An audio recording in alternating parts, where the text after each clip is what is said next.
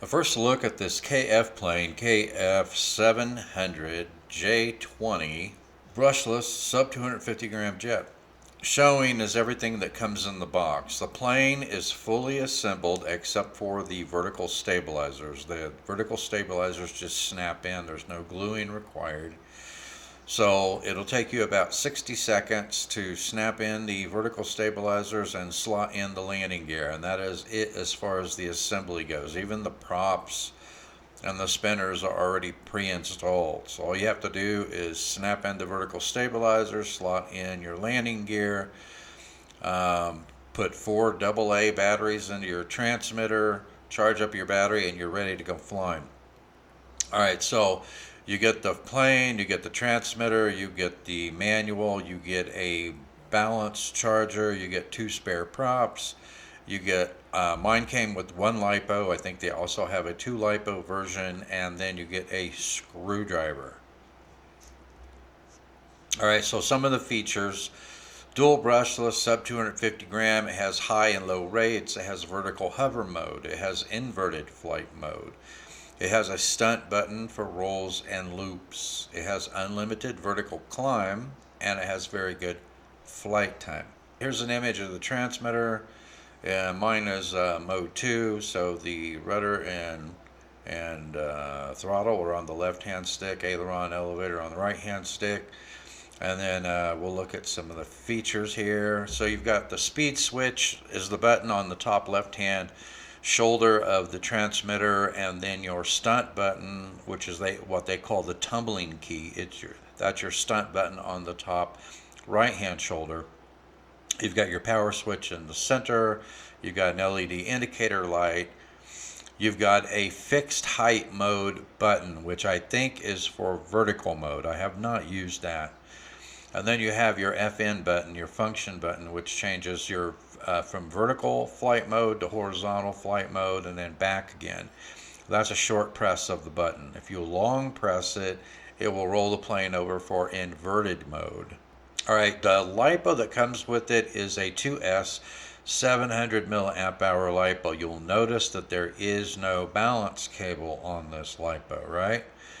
Which I think the blue wire in the center is a voltage to the second cell. So they have combined the balance cable into the discharge cable, which makes it impossible for me to balance on a balance charger. So I want to make you aware of that. You are going to need to balance this with the included balance charger.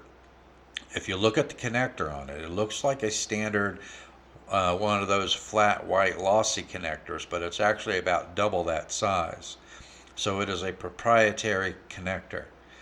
So what I did with my plane was I clipped off the battery connector on the power lead for the plane, and I installed one of those red JST connector that I cut off of that power cable on the plane. I attached a JST, one of those red JST connectors, to it to create an adapter so I could still fly with the stock LiPo and still be able to charge it via the stock charger that came with it. So it is a proprietary connector, so I want to make you guys aware of that.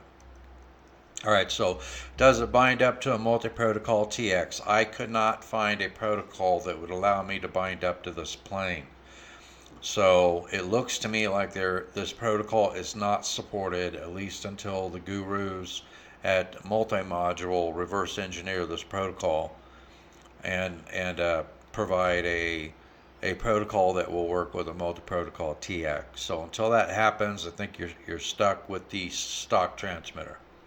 Okay, the weights. The weight of the plane with the landing gear is 104 grams. The LiPo is a 2S 700 milliamp hour LiPo.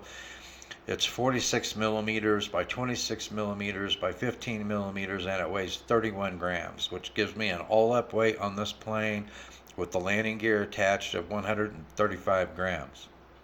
Dimensions. It has a wingspan of 303 millimeters, a length of 370 millimeters, In the specifications, it states the height is 80 millimeters, but that is without the landing gear attached. With the landing gear attached, the height from from the ground to the tip of one of the vertical stabilizers is 115 millimeters. Okay, with the landing gear.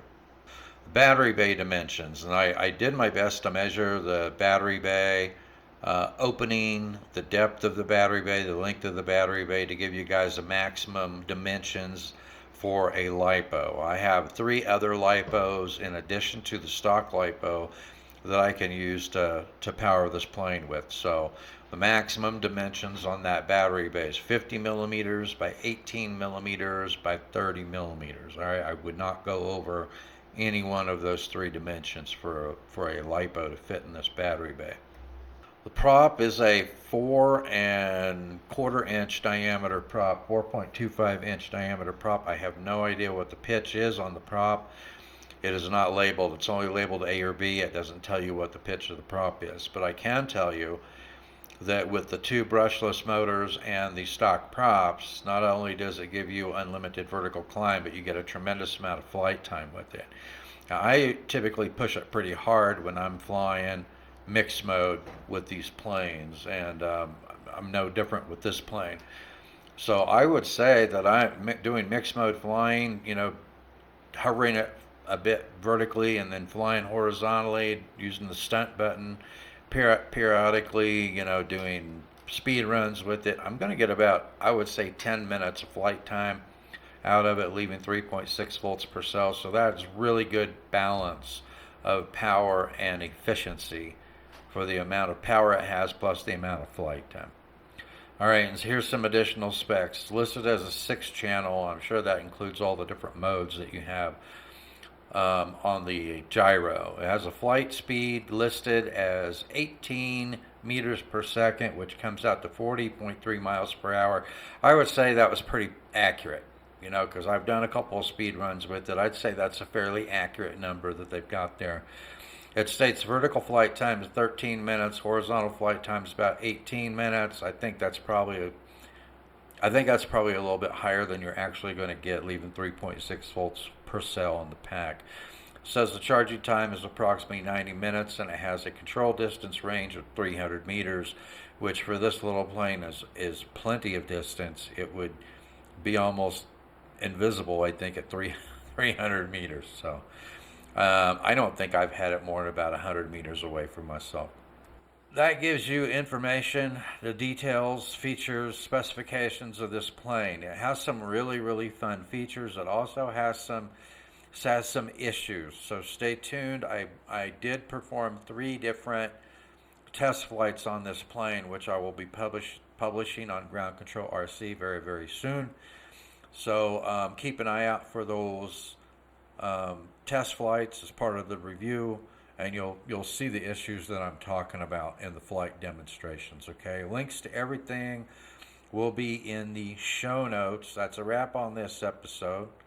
Thanks for watching, and I'll see you next time in the Tinkerz Lab.